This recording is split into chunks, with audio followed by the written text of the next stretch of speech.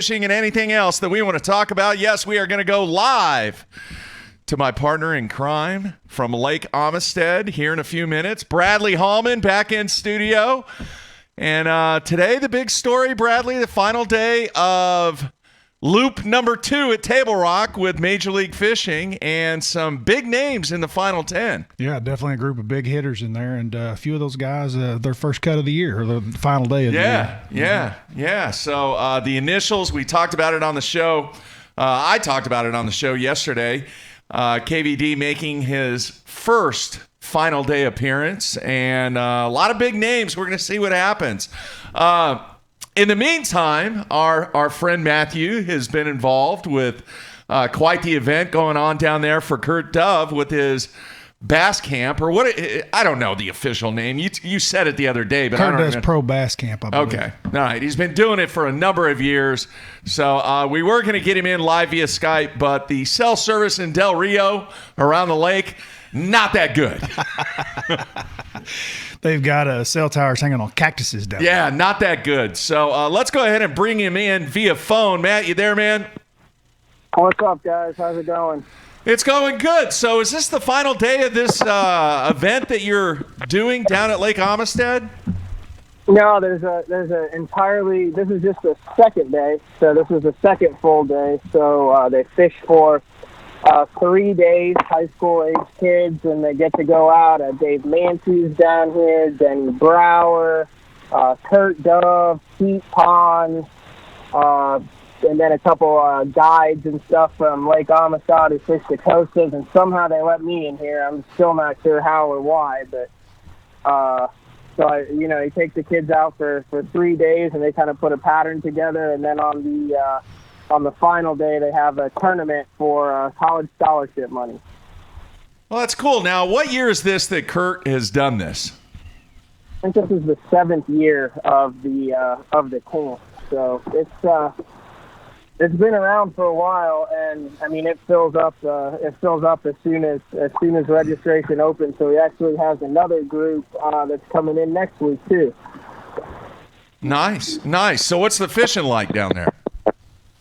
It's good. I mean, it's not an every cast deal, but it's good fishing. Lots of numbers. There's a couple 5-pounders caught yesterday. Ooh. I think you got another one? We're dragging some grass here. Oh, you're on the water right now, live with the anglers. Oh, that's awesome. Yeah, we're live on the water right now. Yeah. So, probably caught like 20, 25 fish yesterday. Wow. So it was a good day. All right. Dude, I wish we could have had you on live via Skype because I mentioned this at the end of the show yesterday. You remember the wager that I had between the Blues and the San Jose Sharks series with Brian out in California? Yeah, didn't you put your Vixen on the line for that? I did, and he put up 3 Lucky Craft crankbaits. All right. Well, right. The package arrived, and with everything that's been going on lately, I thought, okay, he's going to send me.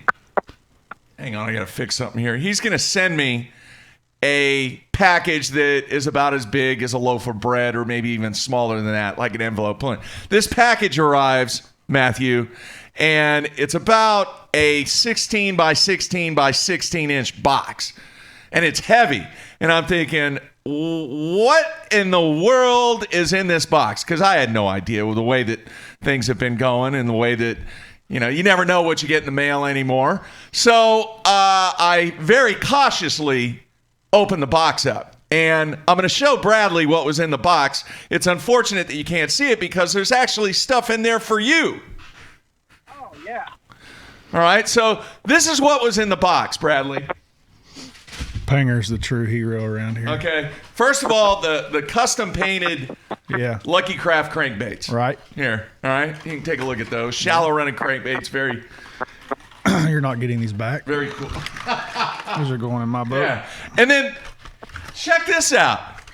A local IPA in California called Hen House. Go ahead and hand those over here, too. The Hen House Brewing Company. So we got that. Panger's out of town. He never knew it came. And then we got another one from the Russian River Brewing Company. That sounds tasty. All right, got that. And then to top it off, she even took care, right here, Oh, my wife. bottle of vino. Ha ha ha. All right, a little Estate Zinfandel 2003. That's very nice. Quite lovely. So Brian took care of us, Matthew. Very nice. Really, really, really cool stuff. So thank you very, very, very much there, Brian. All right, what else can you tell us about what's going on in Del Rio, Matthew? 3 for 3 on bets now. I am. You got the original Vixen, Yep.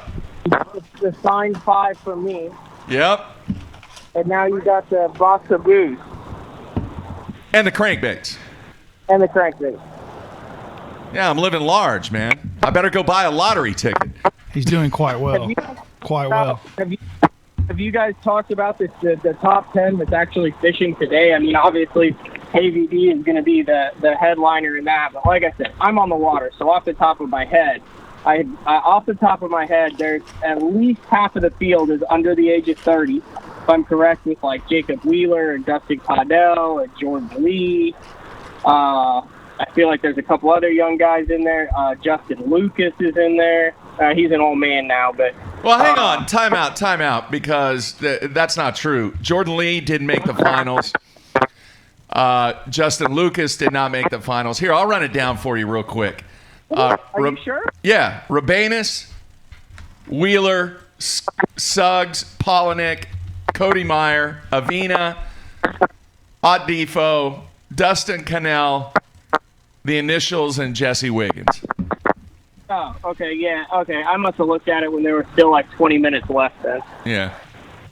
I was busy doing that. But still, Wiggins was in that too, but it's a heck of a final there between the number of classic and FLW titles and open titles. Pretty impressive finals. Yeah, absolutely. All right, have you done your seminar yet? No, that's tomorrow. All right, Panger, let's get down to the nitty gritty. Who are you in the boat with? Who is he? What's his name? You got 2 of them in the boat, and where are they from? I know your name. I'm with Wilson, but I don't know where Wilson. Where are you from, Wilson? Dallas. I'm with Wilson from Dallas. Wilson ate 7 tacos last night, and would have eaten more if they were available. Wilson would do a plate of tacos, and by the time he was back to his seat, he was already back at more tacos. We actually have video of this. He was eating is inhaling his tacos. How old is Wilson? How old are you, Wilson? Wilson doesn't know how old he is. He's real life. Put Wilson on the phone. Let's talk to Wilson. Here. You want to be on, Wilson? Wilson has a habit of losing things. Like he lost his phone, he lost his debit card, he broke off his bait. So I'm going to hold the phone while Wilson talks. Come up here, Wilson. Is he losing fish? No, he caught a fish on the dock before we even left. Yeah. Is Wilson getting on the phone, or is that just too complicated? Yeah, you can hold it. Literally. Okay. You're on with Bass Talk Live. Brad Hallman, he's won 2 tour events, and then Mark Jeffries, who likes to talk loud and has this podcast. So they're going to ask you all the tough questions. All right. So it's your show now. All right, lay them on me. All right, Wilson, what are you catching them on?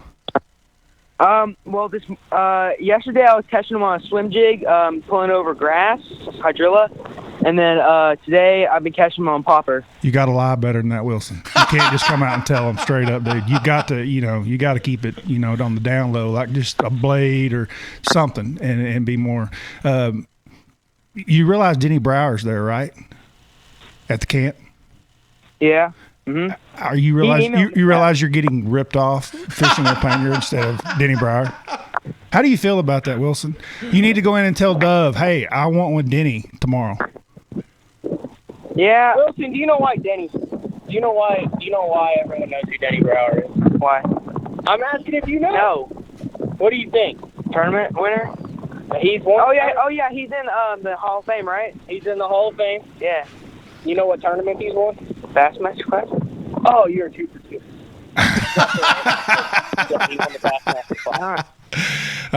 So you're having a good time there? Yeah, I'm having an amazing time. Yeah. I know you kids enjoy it.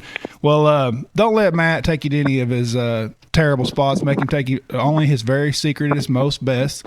And I know he's got a couple there. Tell him you want the big fish holes and not to hold back on you. And you guys have a good time. Okay, so here's the deal. This is no BS. I walk into this thing, and Brad, Jeffries loves to document my 2-pound, 2-ounce, 122nd place effort in the first coasting here. I didn't say a word about it. I walk in, and the kids are there. And this kid looks at me, and he goes, "Hey, are you sponsored by AFCO?" I said, "Yeah." And he goes, "I think I watched a video of you where you finished 122nd place and only caught 2 fish." And you said, and I'm here to teach you this week. Yep, that would be me. Professor Panger. Jeez. Well, it happens to all of us. Even though Jeffries doesn't like it sometimes, he just likes the first place guy, and that's the only guy he likes. That's not true. The only guy like second place is failure. Failure. Even though there's 285 contestants in the event, you finished second out of 285, but it was a failure. I get it, Panger. I know that's a really big deal. I know those kids down there have a really, really good time. I don't know that people really realize how much enjoyment those kids get out of those camps and how excited they are when they're down there. I know the Kurt Duff puts a lot into that, and it's been going on for 7 years now, and it just gets bigger and bigger and bigger. There's no better place than Del Rio. You and I have talked about it. It's like one of our favorite places in the country for multiple reasons, and not just bass fishing, but Del Rio is really, really a special place. It is. All right, how many you got in your boat, Matthew? First year I did this, Jeffries, the first year I did this, you had 5 or 6 kids who were good, who you could get in the boat and just go fishing with, and then a few more. Now this year, you get in the boat and all these. How old are you? You're 14, 13, 15. And you get in the boat with these 12, 15-year-olds, and it's just like going fishing with your buddies. So it's amazing how talented they are and how much information that they glean from the interwebs. Yeah, they're sponges, man. I mean, complete sponges. All right, Matthew. Yeah. Hey. Gotta pick your brain on this one. What are your thoughts about the move to Sam Rayburn? Isn't there like a tropical depression that's coming in that's going to put even more water in that place that's already 6 feet high? I don't know. For a change, I haven't looked at the weather. Yeah, you haven't looked at the weather? No, it's gonna be challenging. It's gonna be really challenging. But I think the crazier it gets down there, the better off I am to get it away from the normal. Because, I mean, dude, let's face it. I don't care how good you are. If you're not familiar with that part, with East Texas, the way it is to get around those lakes, to fish on them. You got one? Oh, he came off. What was that on? That Cinco? No. Slow rolling. You were slow rolling that kite head. Yeah. Smoked it. How you gotta lie better than that? Man, you gotta teach them better. This is too honest. Too honest. You're live. That's how they roll, man. They're not gonna deceive. The other kids are gonna lay in bed tonight and listen to this whole show and know what they were catching them on. No, but what I'm saying is, in a tournament like that with short notice, I mean, there's no way you're gonna beat. There's no way you're gonna beat your Dickie Newberries, Russell Cecil, Todd Castledine, Andrew Upshaw. I mean, there's a plethora. I mean, even throw anybody who's had history on that, you're not going to go out in 3 days and just randomly find something that is going to beat those guys. So I'm actually approaching it as I feel like there's about 15 available checks in that, and I'm gonna kind of do the same thing that I did in the last 2 coasters, which is just pick a small section of the lake and act like the rest of it doesn't exist, because I know there's bass from one end to the other. But yeah, I have no idea what I'm going to do. I really don't. All right, when are you coming home? Hopefully not until Sunday, like the next Sunday, because I'm going to fish 3 days at the coaster. Oh, okay. So you're going straight from Del Rio to Sam Rayburn. Yeah, 10 hours home and then 10 hours back to Rayburn. So that's why you're going, obviously, straight to Rayburn. Yeah, Okay. so it starts on Saturday at the Rayburn Inn, and we're good to go. All right, cool. All right, man, we're going to let you go. Get back to fishing. Take care of the kids. When are you going down there, Brad? I don't know, Saturday, Sunday. My wife's been out of town for 2 weeks, dude, on vacation, and I'm having a hard time. I can't even.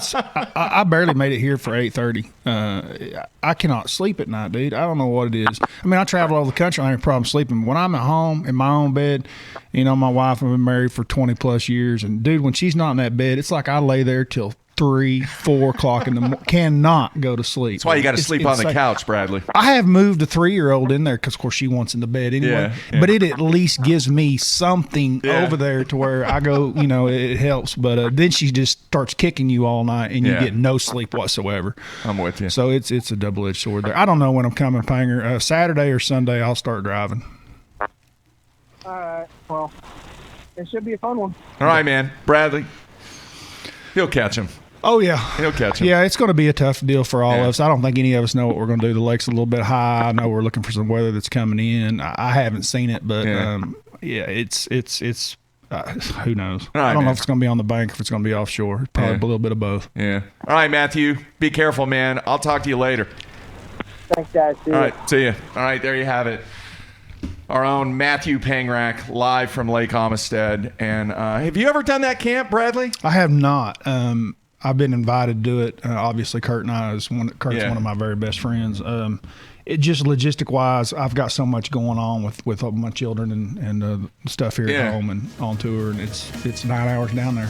I love to make it. Some year I'm going to for sure. All right, let's take a break. Come back. Maybe even take a phone call or two today. See how that goes. So everybody, stay tuned. We'll be right back.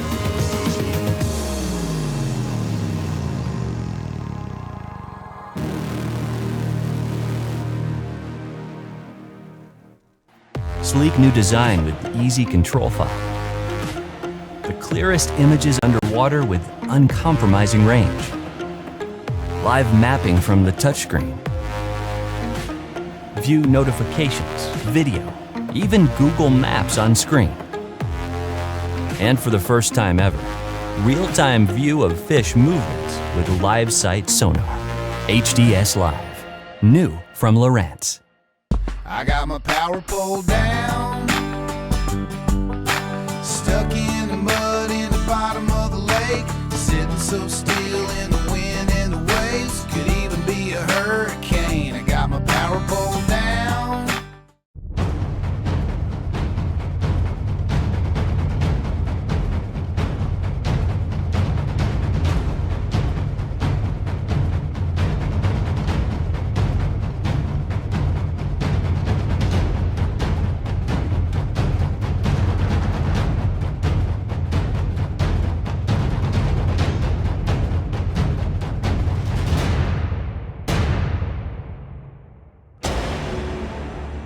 AFCO has a new foul weather rain suit called the Hydronaut. A lot of the features that I really like about it first is the speed vent hood. If it's raining out, how a person gets wet is when you run down the lake and the hood comes down. With the speed vent hood, it's going to stay up. It has a camera mount in the pocket on the chest.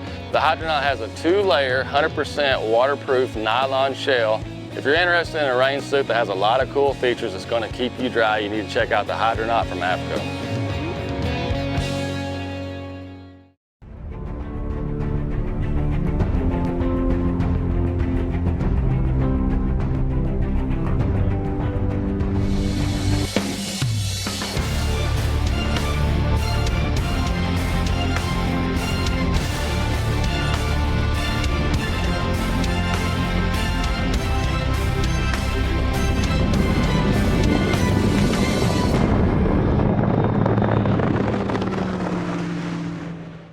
Aaron Martins here. I'm going to be telling you about a new product by Sunline. It's Siglon PE x8. I've been using it almost extensively all year for my frogging, flipping, drop shotting, shaky heading, worming, jerk baiting. It's by far my favorite Sunline braid. I honestly, I don't say this unless I think it's true, but honestly it's the best braid in the market of any of the braids. Definitely check it out. It's a price point line, $14.95 for 165 yards, and that could last you a whole year, just one spool with using leader material. It's Siglon PE x8.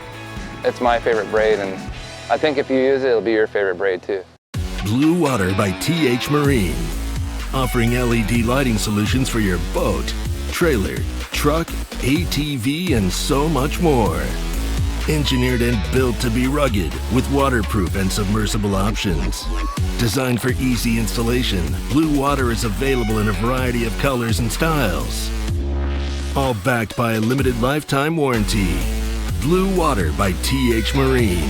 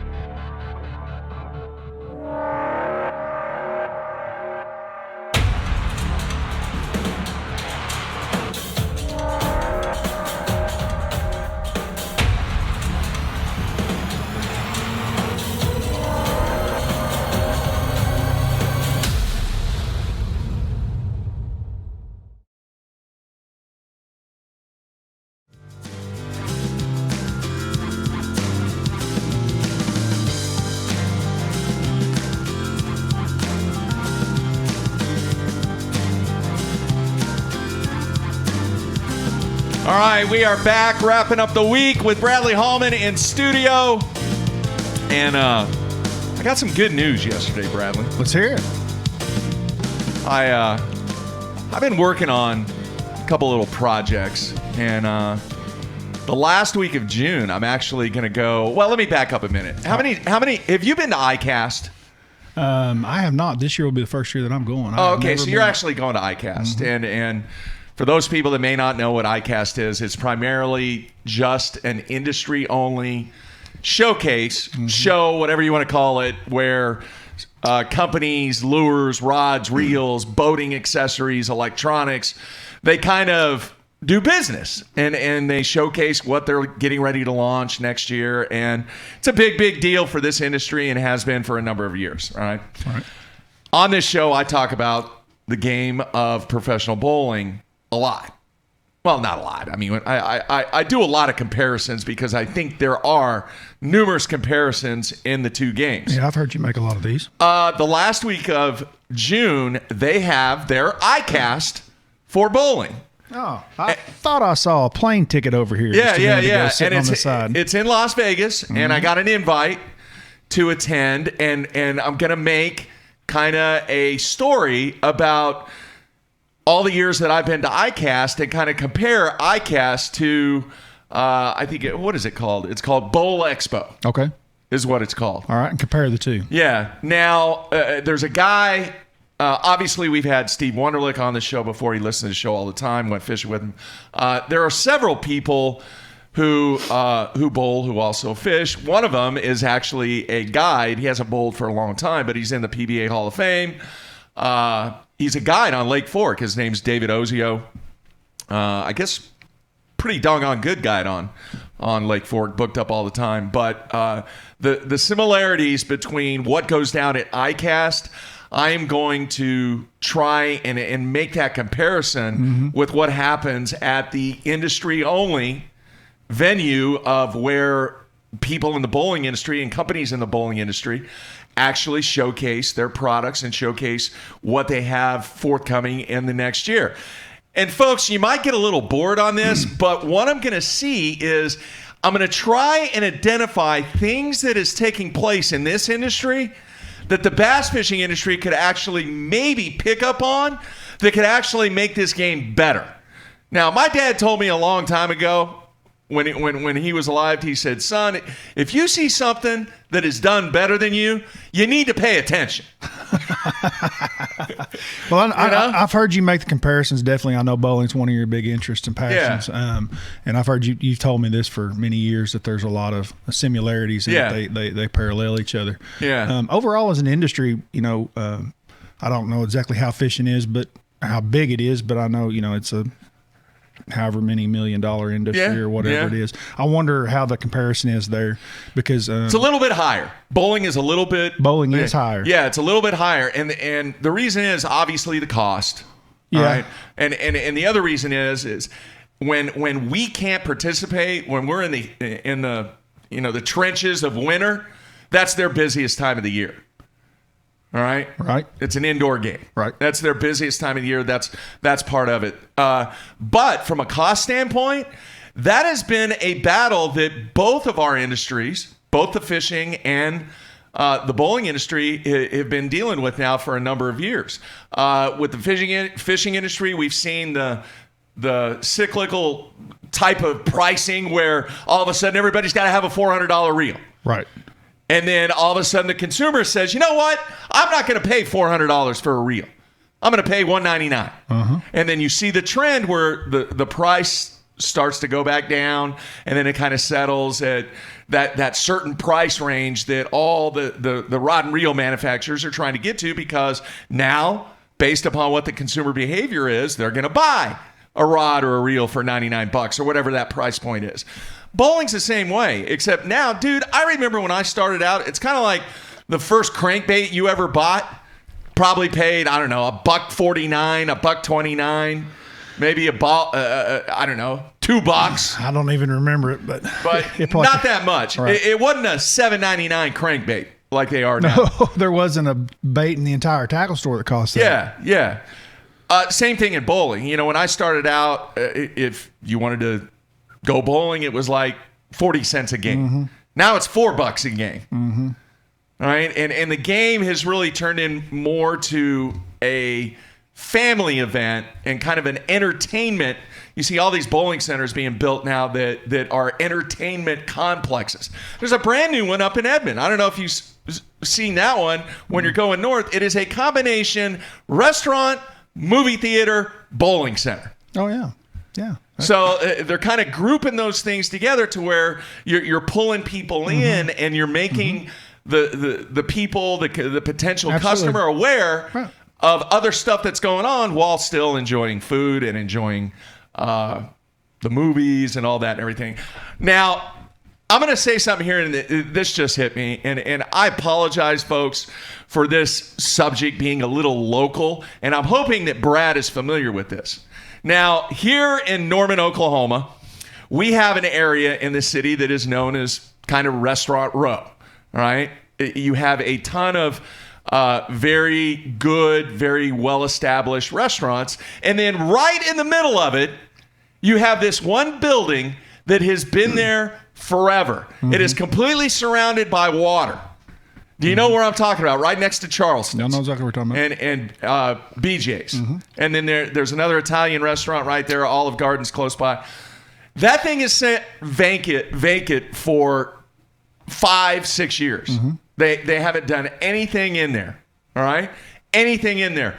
I've always wondered, even though we're in this puddle, all right, the fishing industry is in this puddle, I've always wondered that if you put in a restaurant, which as far as I know, I'm not talking about the coffee shop or the diner or something like that. I've always wondered across the country if there was an area where a bass fishing themed restaurant would work.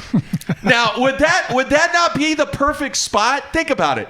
You're completely surrounded by established chains or established local restaurants. It's got water completely around it. The way that the venue is set up would be perfect to showcase, the game of fishing. Okay. Would that work? And I know, folks, I've said it a zillion times on the show. I realize we are in a puddle compared to the ocean. I'll tell you the thing when it comes to everything else. But would that be something that outside of the puddle that people might see that, while they're going into Charleston's or while they're going into BJ's, going, hey, that place is finally opened up, and you know what? It's got a bass fishing theme to it. What the heck is that? It would work much better if you put it in the middle of the movie theater in the bowling alley, like what they're doing, and you combine it. I know, but listen to what I'm saying though, Bradley, is there's already crowds in that area. Absolutely. Based upon what the establishments are surrounding that one restaurant venue. I get it. And Norman's not the only one. I travel over the United States. Every suburban town across the country has that exact same restaurant row. Every one of them. Yeah. You know what Jim in Indiana said? He said, why don't you ask Johnny Morris? Johnny come out with a new one. Yeah, that's actually a pretty good idea. He puts his restaurants in the Bass Pro He does, Shop, but he could have just a restaurant chain style tackle store, restaurant. But you're also talking like a Top Golf, something like that to do with bass fishing, right? Yeah. That would be entertainment at. Yeah, you could kind of tie it in together. That restaurant, and then so you'd be able to make a cast. You could. It's big enough. Do you not agree? It's got that giant lake sitting right around there. It's not a lake. It's actually a pond. But once again, you could pull in from everybody else that is attending that restaurant, the other restaurants that are in that restaurant row. And you're dead on, man. Cities across the world. Would it work in Nashville? I thought of cities that it might work in. Nashville, Birmingham. Atlanta. All right? San Diego. We're throwing out, I guess I'm throwing out ideas again for Johnny to just go at it. Las Vegas. I don't know about Las Vegas. I don't know about in that. the middle of the casino. Absolutely. I don't know about 6 pounders worth quite a bit of money.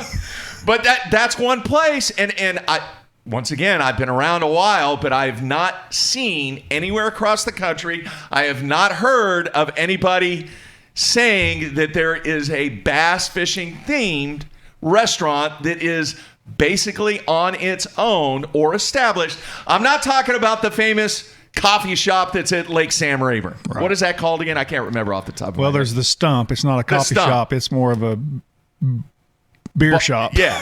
Yeah, but it is a restaurant. The Stump is definitely a restaurant. It's a restaurant. And it's that's not what I'm talking about. Famed. Yeah. It's got the jerseys, and it's a cool place. I would be very, very curious to see if a bass-themed restaurant. Obviously, what's the main point? You got to have good food. You do. If you don't have good food, that is a dying breed of restaurant right there. How many times have we seen restaurants go up? There was one right down the street here. It was an Italian restaurant. It lasted about 2 months. Yeah. Because the food sucked. Yep. Bottom line. So you create a menu that is really, really good. Folks, we've been doing this show a long time. I'd never think that we would be sitting here talking about a bass-themed restaurant. Yeah. The thoughts never crossed my mind, but I mean, it's an idea. I would try it out for sure. I'd like to make a couple casts. You'd have to get a free dinner if they caught like a 6 pounder, and the whole table's paid for. How cool would that be? 7, and then you'd have people just fishing throughout. Now, are you not opening this up to people that may not even know what the heck bass fishing is? Yeah, you would. All right, you put it in that location. So every time I look at that building that's been there for 5 or 6 years, I always think about that. Now somebody says, Jeffrey's pony up the cash, go do it. I'm not in the restaurant business, dude. Not in it. I have some people that I know that are in the restaurant business. I've never ran the idea by them, but who knows? So we'll see. Maybe there is some place across the country, maybe down in the South, that is a bass-themed restaurant, unlike what we refer to as I've never heard of one or seen one. I don't know. I don't know if the puddle's big enough to support it, but by gosh, it would open up people's eyes that don't know anything about this game. Absolutely. Maybe Major League Fishing could do it, and they could put in 1 and 2 pounders in the pond, and everybody could just whale away on them. Well, what would happen over time is that those fish would be hooked pretty quickly in a pond scenario, to where it'd be pretty tough to catch one. Yeah, I don't know. You ever been to those trout ponds? Now that you bring this up, okay, so I have been to a restaurant that's like what you're talking about. For you all guys that don't know, I grew up partly in East Tennessee and Oklahoma as a kid growing up. Divorced parents. I had a dad in Tennessee and my mom here in Oklahoma. Anyway, there was a restaurant, because I don't want to confuse everybody when I start talking about when I was a kid in Tennessee. Yeah. There's a restaurant between where I grew up in Harriman and Knoxville off of I-40. It's called the Cross-Eyed Cricket. Okay. The cross-eyed cricket. All right. And they served fried fish, the catfish, and you know the deal, the hush puppies, the coleslaw. That was the thing. But the theme of this place actually was, and what the big attraction was, they had 2 big ponds, big ones. Really? Yeah. And people would sit out there, and you could catch. And they you used their rods and reels, cane poles and stuff, and they had a trout pond and they had a catfish pond. And the trout pond was pretty successful ratio, as far as if you sit out there long enough, you were going to catch some trout. And they were obviously stocked. You catch the trout, and then they would take your fish and clean them, and then you could go in the restaurant and eat them. Yeah. And that's exactly what was going on there. Yeah. This was obviously back in the 80s. And it was a very successful restaurant. You probably get somebody that's watching that's in the East Tennessee area. Yeah. I have no idea if the cross-eyed cricket is still open. What town was it in? Do you remember? It was between Harriman and Knoxville, which is only a little 35, 40-mile span there on I-40. I don't know exactly which. It wasn't in a town. It was like right off the exit, and just right kind of by itself. I-40. Yeah, it was out by. There was an Atomic Speedway, a race car track out there. It was somewhere in that vicinity, where 75 went south, where kind of an intersection of the interstates there. But somebody in that neck of the woods can tell us if the cross-eyed cricket's still open. But that is exactly what you were talking about. Yeah. Well, Rick Clun, he lives right by a place called Rockbridge in Missouri. I mean, it's just his land kind of bumps up against it, and there's a little resort. It's not even a resort. It's more like a building, and then there's a couple other buildings, and they have a few, maybe 5 or 6 cottages that are there. But you go down to the stream, you catch your trout, you go back to the restaurant, you give it to the guy, and that's what you have for dinner. Yeah. Pretty cool idea. Anyway, dude, I got way out there, but once again, every time I see that restaurant, I just kind of thought, hey, that'd be a cool way. Well, I don't know why I didn't think of it off the bat when you're talking about it, but the cross-eyed cricket was, as a child, was my if they asked me where I wanted to go, that's where I wanted to go eat. Yeah. Every time. Yeah. So yeah. If there's one out there, folks, please send me an email, mark@basszone.com, and let me know if there is a bass fishing themed restaurant anywhere across the country. All right. I do want to mention, obviously my alma mater, University of Oklahoma. Brad, you're a huge OU fan. Did you watch any of the softball last night? We're not going to get into a bunch of softball talk. I just got to mention this real quick. It, with the girls the other night losing, it was tough. Oh, and the way that they lost, folks. I came back. And not a big softball fan, but the Softball Hall of Fame is actually located here in Oklahoma City. Mm-hmm. That's where they have the NCAA Division I Women's Softball Championship. Right. OU has won 2 out of the last 4. They were down to their last out last night, and player came up. I think it was like a 1-1 count. She went deep, tied it up, and then UCLA ended up winning it in the bottom of the 7th. But the point I want to make about this is the consistency, the success that this program has had is really unparalleled with any other program, with the exception of maybe UCLA. I know Alabama's had a great program. Florida has had a great program. What they've been doing in the last 3 or 4, those girls were actually probably the most dominant team in all of sports. Yeah. It's unreal. It was unreal what they've accomplished. I know there's a lot of people listening thinking, oh, well, you guys talking about girls softball. And believe me, dude, I was on the same deal. Once you start watching these girls, which we did because of the success, the game is actually great. It is a very fast-moving game. Lots of balls going yard. It is a really, it's not like there's no time. The pitchers, the totally pitches different. are totally different. Yeah. Shorter game, less innings, and the speed at which they play is really it helps keep the game going. I really enjoy watching the girls play. All right, you're dead on. And the point that I want to make by bringing this up is, did you see the stands for every single game here in Oklahoma City? Folks, it was jam-packed. It was standing room only. Yep. The only time that there wasn't a jam-packed stadium was when they had a weather delay, and some people left. One time I think they had a 2.5-hour weather delay, so obviously the stands are not going to be completely Have you been full. up there? Have you been up there? I have been up there. It's pretty awesome stadium. I have been up there. But the point that I want to make is, dude, they have done an outstanding job bringing in people that, frankly, were not softball fans. Mm-hmm. I mean, I played college baseball. I knew all about softball. I'm well aware of what takes place here in Oklahoma City every year. Well, it's the change in the game. I mean, they've changed some things to make. I don't know what they have done, but they have done just a fantastic job to be able to bring in people that were totally uninterested in college softball to be able to make their brand and make their game visible and become an entertainment piece. That's what it is. Right. All right. There's got to be some things that they are doing, and people, I'm going to get hate mail on this.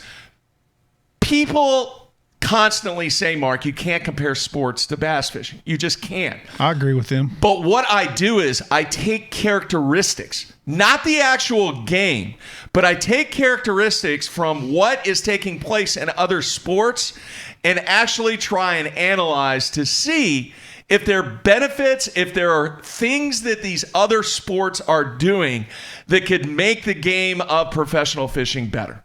Now, obviously, they've done a great job because you got Sam and Ernie and Keith down here who didn't give a hill of beans about softball, had no tie to the University of Oklahoma, Florida, UCLA, that all of a sudden they're willing to pay $50 to go watch a softball game. Yeah. Why is that?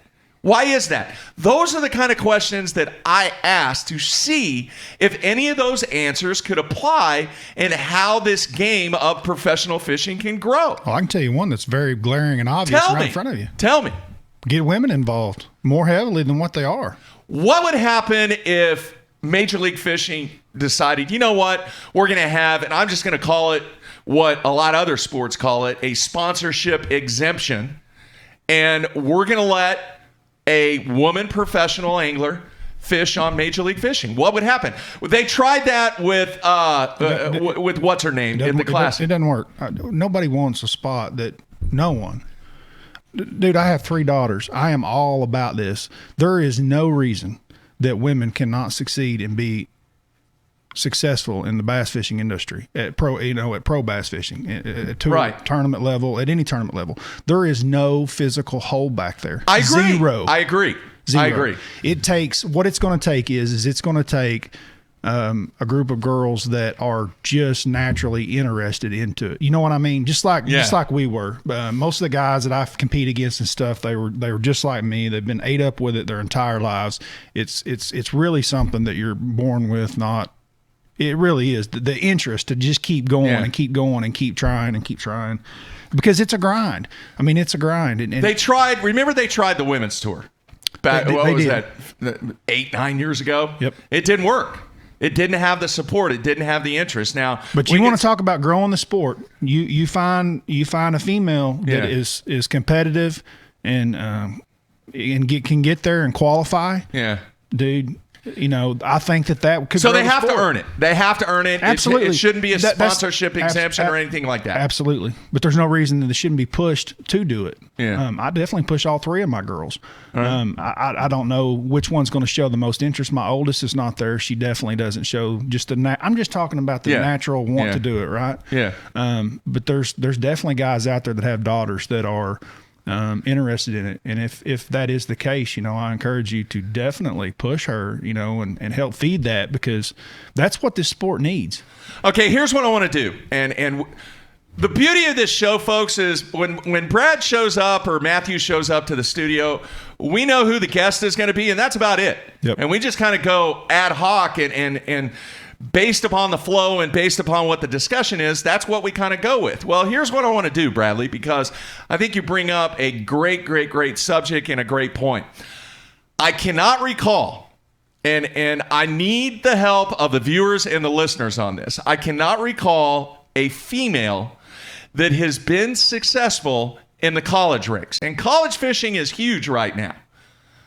I would like to know if there is an individual out there, a female collegiate angler, that has had success on any of the programs over the past, 2, 4, 5, 6, I don't care how many years. It doesn't matter. I would love to get them on the show and ask them exactly what you're talking about, Bradley. Mm-hmm. The drive, the preparation, the goal setting. Is this what you want to do? If the opportunity was there, would you be willing, right, to do what is necessary to be able to qualify that. And I know a lot of people on the instant feedback right now is they're saying trade Zaldane. I get it. All right, I understand. I mean, but she's more of the professional. She's fishing the opens. She's trying to earn a spot to the Elite Series. Well, that's what I'm talking that's about. That's what she's I'm doing. after that. Yeah. She's an example. But don't you think the growth is going to happen and the buy-in is going to happen from the interest and the opportunity at the collegiate level, just like it has for so many other anglers? No, it's going to happen. It's going to happen at the Open and the national level, just where Trait's at. But it's going to happen when they're knocking them out of the park, Bubba. When those girls are coming in and she's 8th, she's 2nd, she wins, she's holding the trophy up. I agree. That's when it's going to change. But isn't that going to start at the high school level to the collegiate level to, okay, I'm out of college, boom, I'm going to fish the opens. Dude, there are no age limits in this sport. I agree. But what I'm saying is to grow it and to get that aspect of the women's game that you're talking about, Bradley. Oh, yeah. That's what I'm talking about. Yeah. All right, that's where it's going to start, because that's where the interest is going to take place. Yeah. All right? Yeah. You get them when they're young. You show them what the opportunities that are out there. You show them what dream or what goals and ambitions that they can have. All right? And I apologize to Trait because I don't know if she was a collegiate angler or not. I can't remember. I don't know. I don't know. Trait's an example. Melinda Mize comes to, dude, she can straight up fish. I'm talking get it on. Yeah. There are women out there right now that can fish at a high level, but for whatever reason, with life and different situations with family and things, it doesn't allow them to just push at that. You know what I mean? Yeah. So, I mean, they've got to have their life structured where they can just keep. Yeah.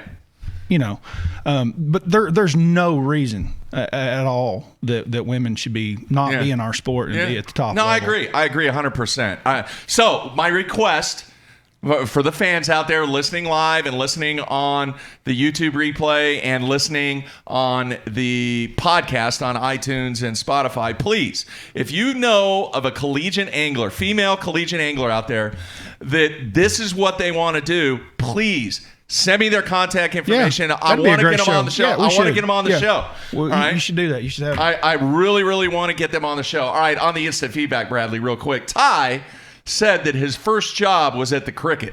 Really? Yeah. So I don't know if it's still around. Ty, maybe you can answer that question, whether or not the cross-eyed Cricket. Yeah, if the Cricket is still back around. to the girl deal. Yeah. One thing that I hear sometimes is and this is exactly what I'm talking about. Guys will be like, well, if you have a breakdown, they can't fix something. I'm like, dude, half of those guys on tour can't change a light bulb. They don't even have a screwdriver in their boat if they break down. Yeah. My 10-year-old daughter can fix more things than some of those guys can fix. Seriously. Yeah. I mean, I've they seen have it, AAA to change a tire on their truck because they do not know how to do it. Yeah. So there's no limitations. I agree. So please, folks, help me out on that. See if we can hook up and get a female collegiate angler on the show. Would love to showcase what her goals and ambitions are in this game. All right, you are off to Sam Rayburn next week. Yes, sir. And all I hear is this talk about how challenging it's going to be. It could be out, it could be in, it could be shallow, it could be deep. Your experience with Sam Rayburn going into something like this at the last minute, what is your style and what is your thought process, Bradley, on how you're going to attack practice? The same thing I'm always torn with in life. Here I am again, torn with the same thing. I want to go at 6 foot high. I want to get involved in that shallower bush flipping deal. But my gut, and historically, I watch it time and time again, the guys that win at Rayburn are generally offshore. Yeah. It's just the way it is. Yeah. And it's that way in March when they're spawning. So you would think that it's got to be that way in June in the summer. You would think. Yep. One would think. You would think. Well, it was interesting what Matt said. Matt said, hey, I'm just going to take one area and I'm going to stick to that one area. I know a lot of guys that do that. That's really their strategy. And there are guys that do really well at that. There's also guys that are like myself that try to cover all 120,000 acres in 3 days and look at a lot of it. Different people, different strategies. All right. By the way, I did not mention this. I flew solo yesterday, and I didn't mention it. Got to mention it now. How about those Blues? They tied it up 2-2. I'm fired up. Can't wait for the next game in Boston. And I have some Blues fans out there. I've been getting a few emails. I've had some Bruins fans email me. But, wow, it's just...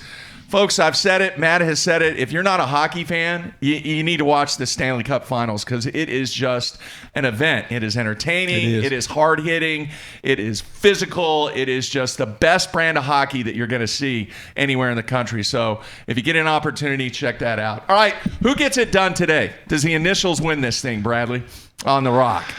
Let's see who's in the lead right now. Also, while we're still on the air, I have some Panger needs an upgrade over here. There are problems. I've been trying to watch MLS live. I know. It's on me, man. It doesn't even work, folks. It will not come up. So at the break, I was like, Mark, why can I not watch the video while we're doing the show? He goes, that computer's so old, it probably won't run it. He says you can watch the score tracker. Yeah.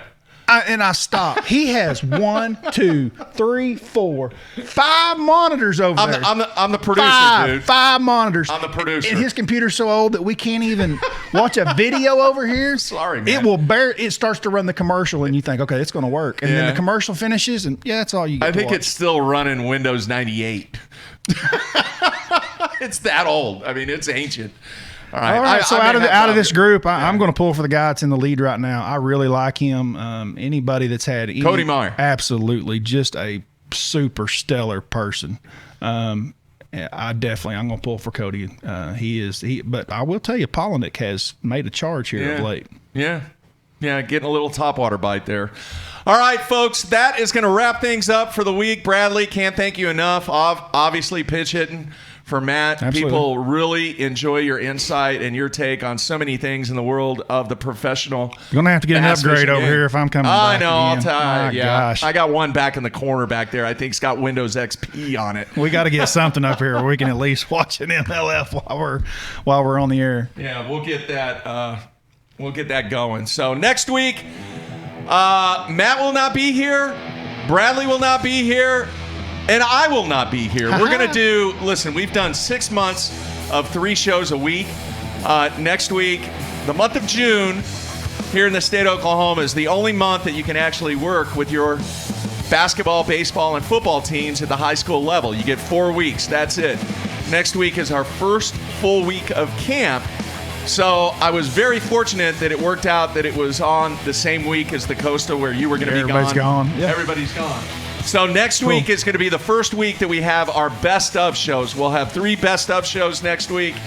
And then hopefully Matthew will be back and we'll talk about either your good performance, his good performance, and whoever's good performance. Sounds good. We'll try to get on the guy that takes all the money at Table Rock round number 2 on the show next week. So once again, thank you to all the people on the instant feedback. Brian, thank you, man. Brian in California, you rock. What a great additional gift to those crankbaits, and we will enjoy those, Bradley. Yeah, you guys get your daughters in the boats. Come on, find me a female collegiate angler that get on the show. We want to talk to her and talk about the game. Absolutely. All right, everybody be safe. We're out of here.